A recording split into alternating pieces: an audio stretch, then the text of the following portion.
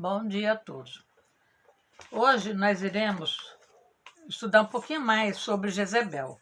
Nós já falamos sobre Jezebel, mas agora eu resolvi pesquisar um pouquinho mais sobre a vida dela. E nós iremos falar da Jezebel e da sua filha Atalia, tá? Então, nós vamos falar que todo mundo já sabe que Jezebel era ruim, né? Nosso foco hoje vai ser mais a filha dela, tá? Dela nós já falamos bastante.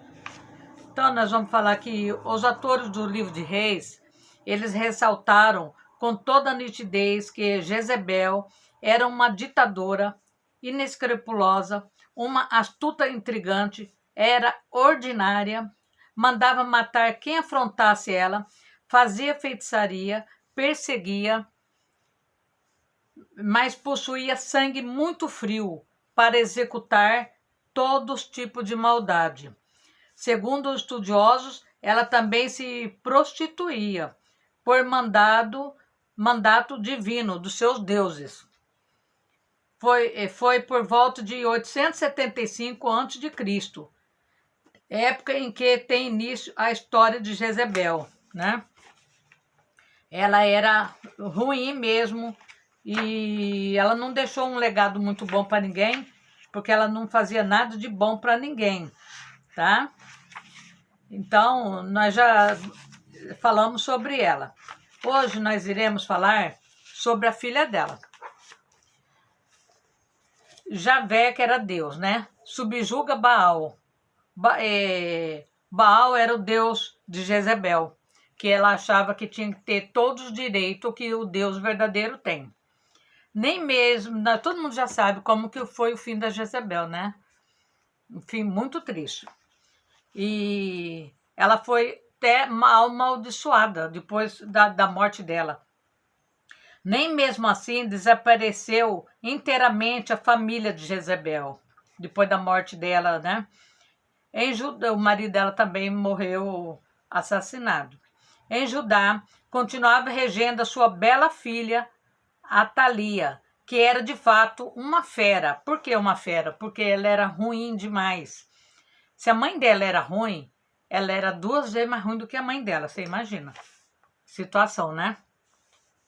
Depois da morte do seu marido, Jorã, e do filho que o sucederam no trono, foi todos assassinados, viu, gente? No trono, e que também se chamava Ocasias, ela mandou que fossem exterminados os descendentes da casa de Davi, mandou matar todos. Após o que nomeou-se a si mesma rainha de Jerusalém. Naquela época, eram os profetas que levantavam rei ou baixavam o rei. Eles que ungiam os reis. Ela mesma se levantou como rainha. Ela foi rainha por 3 meses só, viu? Uma coisa que, com o passar do tempo, não podia dar certo. Assim, na sua própria terra, começou a formar-se uma frente conservadora que espalhou contra ela as mesmas queixas que se ouviram da boca dos israelitas de Samaria contra Jezebel, porque ela era cópia da mãe dela, um pouquinho pior, né? O que dava características especiais à nova situação. Porém, era o fato de que não apenas acusava Atalia de demonstrar sua veneração pelos Baals, como mais do que isso, achava até mesmo condenável que tivesse influenciado seu filho no sentido de construir as famosas naus, que eram os navios de Tarsis, o que significava cooperar com os fenícios. A nobreza constituída e os camponeses não queriam nem ouvir falar dessa cooperação econômica, pois ela só trazia lucros para os comerciantes, excluindo-os desses bens materiais, né? De maneira que, com a destituição e o assassínio de Atalia, que ela foi assassinada também, chegou ao fim uma sábia política de relações comerciais entre grandes potências, iniciada por Davi, continuada por Salomão, e que Henri tentava reavivar. A vitória dos revolucionários correspondeu a uma vitória de Deus sobre os deuses forasteiros, que em seguida foi consolidado por um expurgo geral e uma reforma do culto. O povo invadiu a casa de Baal e a derrubaram e quebraram seus altares e as suas imagens e mataram também o sacerdote de Baal, né? Diante dos altares. Está em livro de 2 Crônica isso aqui, viu, gente? 2 Crônica 23:17. Mais tarde, eles destruíram também as pedras de sacrifício, aonde eles matavam pessoas para agradar os deuses de Baal.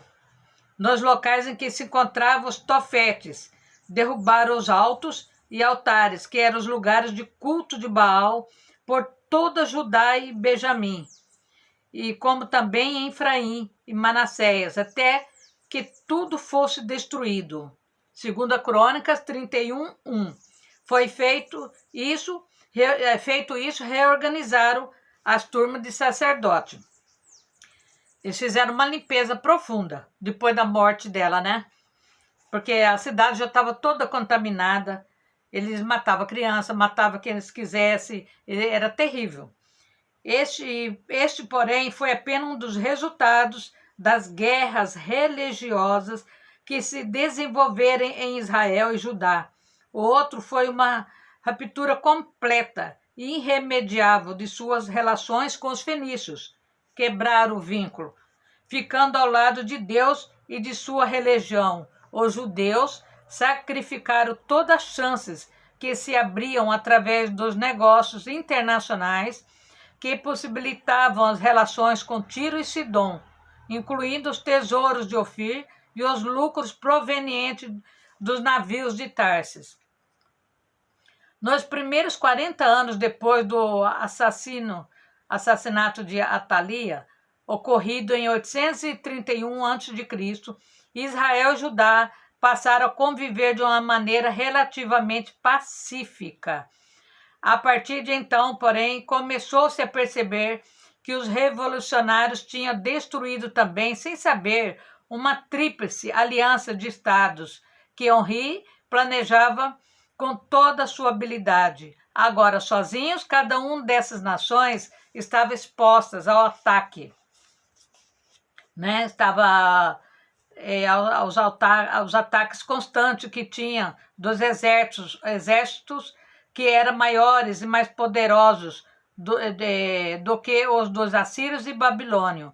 E, de fato, seus comandantes subjugaram tanto a Fenícia como também Israel e Judá, destruindo disso Jerusalém. Depois disso, foram executados um pouco depois disso, executados um pouco anos de entremeio, desapareceu para sempre a nação independente dos judeus. Eles viviam numa constante guerra, e no meio dessa guerra tinha os deuses de Baal, né? Que eles achavam que tinha tanto direito quanto o Deus verdadeiro. E não é verdade, eles não tinham direito nenhum, né, gente? Vamos falar a verdade. Então, o povo sofreu muita opressão, foi muito humilhado, mas para quem confia em Deus, né, nada é por acaso. Para quem confia em Deus, nenhuma espera por acaso. Há propósito nessa demora sofrida. Há muitas surpresas, cheias de amor e sabedoria que Deus preparou para aqueles que aprendem a guardar com fé. Sofremos continuamente a tentação de apanhar ainda verde os frutos da misericórdia de Deus. Queremos colher sua bondade antes da hora, mas Deus quer que esperamos até o tempo certo, em que o fruto esteja maduro. E por essa razão que o Senhor espera, para ter misericórdia. Eles tiveram que esperar acabar com tudo isso, e Deus usou um profeta para falar que ele ia regenerar todinho a Jerusalém, né? E que tudo ia voltar na paz. Jeú termina na casa de Acabe. Acabe era o pai de Atalia. Ele tinha 70 filhos. né? E todos foram mortos. Você vê que ninguém escapou dessa família. Eles fizeram tanto mal, que eles nem deixaram descendente, porque morreram todos assassinados, todos de mortes terríveis. Porque o que se faz de ruim, você faz hoje, amanhã você está colhendo, né? Deus está vendo, Deus vê tudo que a gente faz. Então nós vamos orar e pedir para Deus interceder por nós, que hoje em dia, mesmo depois de tudo isso que passou, há milhões de anos, muitos anos atrás, nós temos muita Jezebel, muita Thalia por aí na vida, né, gente? Que faz de tudo para fazer o quê? Faz tudo para poder matar, roubar, tudo em nome do quê? Em nome do poder, né? Que eles também queriam poder, né? Eles dominavam todo mundo. Então nós vamos pedir para Deus a oração de proteção contra o mal. Pai amado, em nome de Jesus Cristo, venho pedir tua ajuda, pois eu admito que determinadas tentações têm grande força sobre mim. Cometo os mesmos pecados inúmeras vezes e com isso ofendo a Deus e prejudico as pessoas mais próximas de mim. Misericórdia, Senhor, pois tenho caído. Perdão por eu não resistir ao apelo dos pecados e ao ataque dos inimigos. Em nome de Jesus, diante da sua cruz sagrada, eu reprovo, condeno, renuncio todo o mal na minha vida, toda obra de feitiçaria, de macumba, tudo que fizeram contra a minha vida, tudo que foi lançado de mal, eu repreendo e corto no sangue de Jesus. Abençoe o nosso presidente, a nossa nação, abençoe todas as crianças da escola, Senhor, abençoe todos aqueles que estão te buscando nesse momento, Senhor, pedindo por mudança de vida, Senhor, que o Senhor tira todo o espírito opressor da vida deles, todo espírito de suicídio, todo espírito de inveja, todo o mal caia por terra no poder de Deus e no sangue de Jesus. Amém. Muito obrigado e até amanhã, se Deus quiser, tá? Eu fiz só uma breve relato sobre a filha de Jezebel, né? Que todo mundo já conhece a história de Jezebel.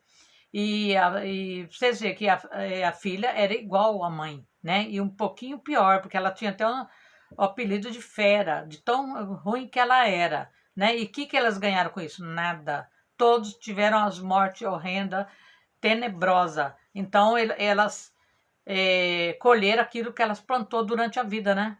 Maldade. Então elas tiveram as mortes tristes também, tá? Então, obrigada, espero que vocês tenham gostado e até amanhã, se Deus quiser. E compartilhe e dê seu joinha, tá bom? Tchau.